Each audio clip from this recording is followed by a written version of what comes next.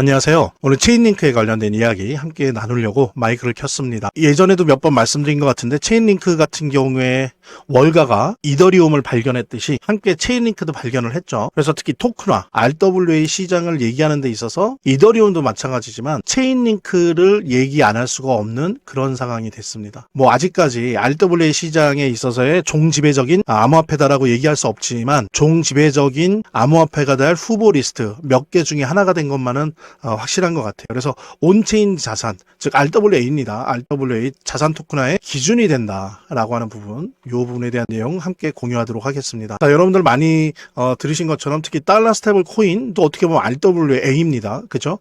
달러 그 자체 혹은 주로는 미국 단기 채권을 어떻게 보면은 담보로 하는 자산이죠. 담보로 해서 1대1로 대응시키는 건데 그것 또한 RWA라고 볼 수 있어요. 왜냐하면은 미국 채권을 달러 스테이블 코인이라고 하는 토큰으로 만든 거거든요. 그러면서 그거를 블록체인에서 거래하는 거 아니겠습니까? 말하자면은 이 달러 스테이블 코인이 생기면서 RWA 시장이 어떻게 보면 본격화됐다라고 볼 수 있는데 중요한 거는 예전에는 토큰이 각 분야에서 만들어져도 그것을 거래하는 그런 시장이 좀 부족했던 게 사실이에요. 하지만 이제는 그렇지 않죠. 이제 토큰화가 단순히 디파이 영역에만 머무는 기술이 아니고 실제 디파이가 아닌 영역에서만큼도 온체인이라고 한다면 모두 실제 업무에 맞춰 쓰기 좋은 형태로 기술이 성숙되고 있고 또 거래할 수 있는 공간들도 많아지고 있다는 부분들. 그래서 더욱더 RWA가 어떤 블록체인 시장의 지배적인 아이템으로 되어가고 있다. 그리고 그 속에서 체인링크가 핵심적인 역할을 하고 있다는 부분들 이제 우리가 볼 수 있을 텐데요. 이제 첫 번째 동료로 뽑을 수 있는 게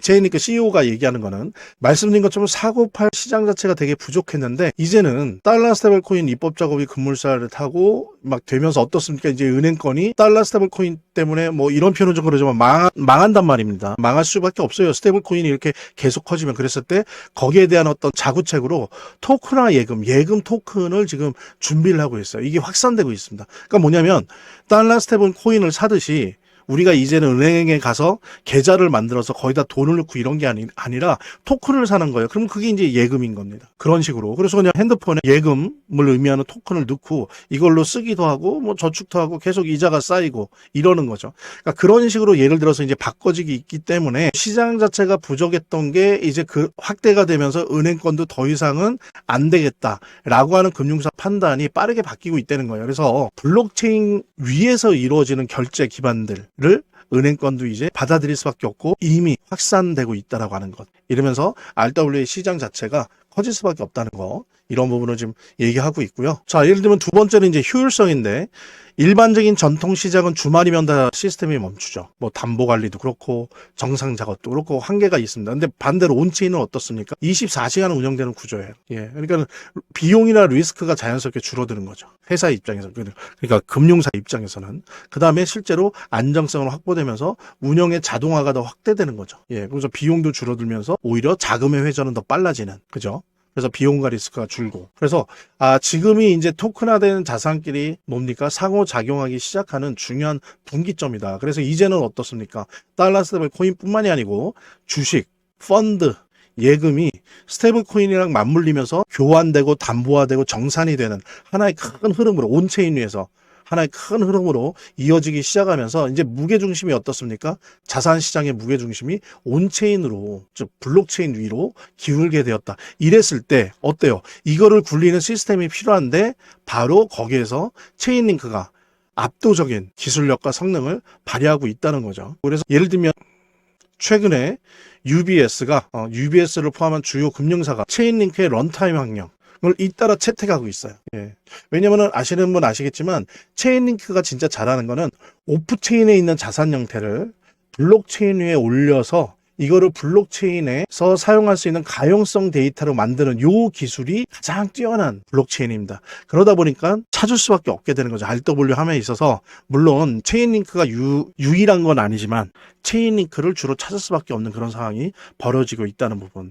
그래서 시장에서의 체인링크의 지배력이 점점 크고 있다는 거. 그래서 기존에 보면은 오히려 금융권에 있어서의 블록체인 요 시장은 사실은 XRP가 거의 무주공상처럼 장악해 나가고 있는 시장이었어요. 그런데 요즘 들어와서 체인링크가 목전까지 따라가고 있습니다. 그만큼 확대시키고 있어요. 워낙 체인링크가 그러니까 전통 금융과 새로운 블록체인을 연결 지어질 수 있는, 링크 지어질 수 있는 그런 아주 뛰어난 기술을 체인링크가 보유하고 있다 보니까 XRP가 어느 정도 선점의 효과를 내고 있던 시장에서 정말 목전까지 따라가서 어떤 부분은 XRP를 능가하는 그런 모습까지도 보여주고 있다라고 하는 부분들이 단순히 이 과장을 하는 게 아니다라고 하는 걸 우리가 확인할 수 있고요. 관련해서 우리가 재단에 관련된 이야기 나눠보도록 하겠습니다. 차트를 제대로 보는 것도 중요하고 또 거시경제 상황들을 보는 것도 중요하고 매우 중요하지만 결국에는 사실은 이 모든 거를 무시하더라도 재단이 어떻게 하느냐가 사실은 이 암호화폐의 성패를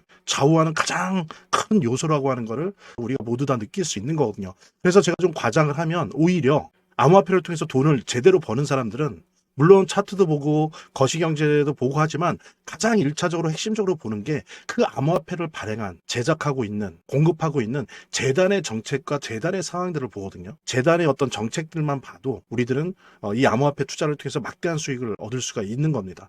특히 그중에서 우리가 많이 보려고 노력하는 것들은 락업에 관련된 것들이에요. 그리고 락업의 해제에 관련된 것들이에요. 재단이 얼마나 우리가 암호화폐 투자를 함에 있어서 중요한 요소인지를 깨닫고 그 다음에 특히 만약에 우리가 암호화폐를 투자함에 있어서 재단에 무엇을 봐야 되는지 함께 공유하는 그런 시간을 짤막하게 좀 갖도록 하겠습니다. 그래서 제가 여러분들이 최대한 쉽게 이해할 수 있도록 일단 락업 해제에 대해서 먼저 설명을 좀 드려볼 건데요.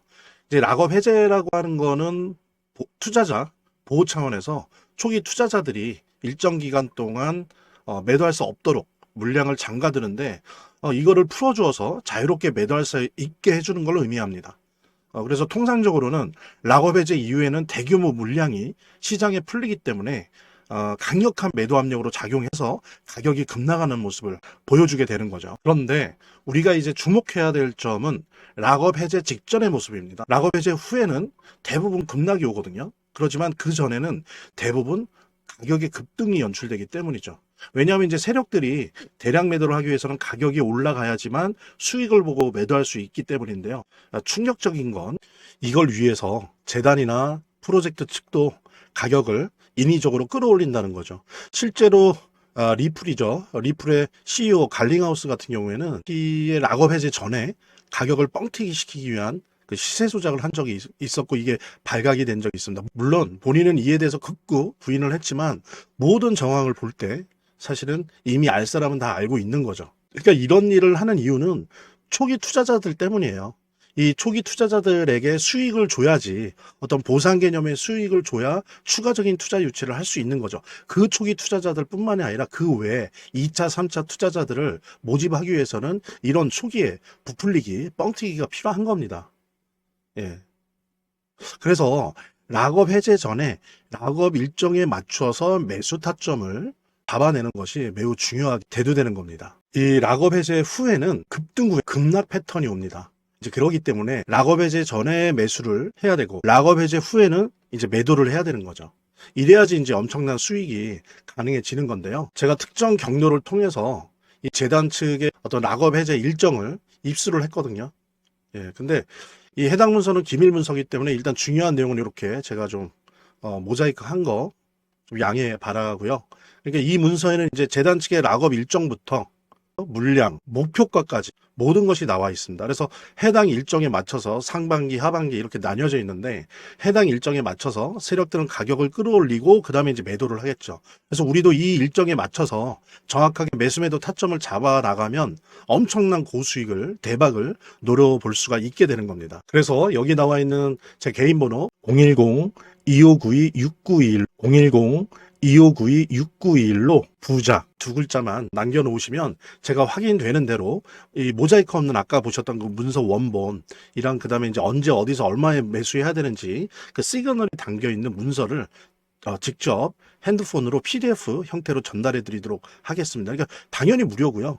자, 오늘 영상은 이쯤에서 마무리하고요. 다음 시간에 더 좋은 영상으로 인사드리도록 하겠습니다. 감사합니다.